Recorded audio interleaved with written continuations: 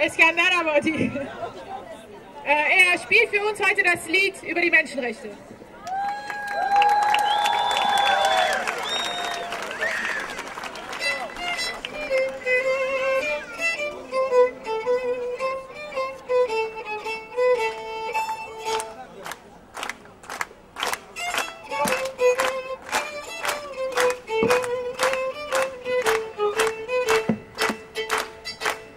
هر آن کس که دارد ز دانش خبر، گرامی شمارد حقوق بشر.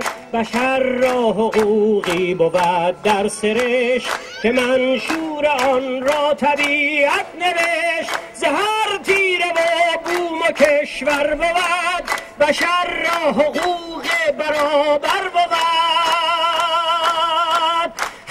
کس که دارد ز دانش خبر، گرامی شمارد حقوق همه. هر آن کس که دارد ز دانش خبر، گرامی شمارد حقوق بشر.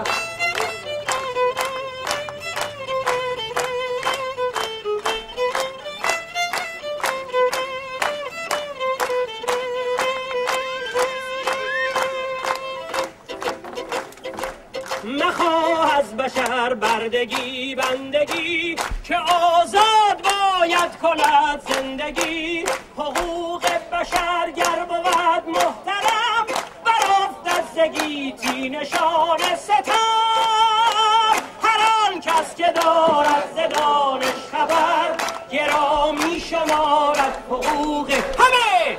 هر آن کس که دارد ز دانش خبر، گرامی شمارد حقوق بشر.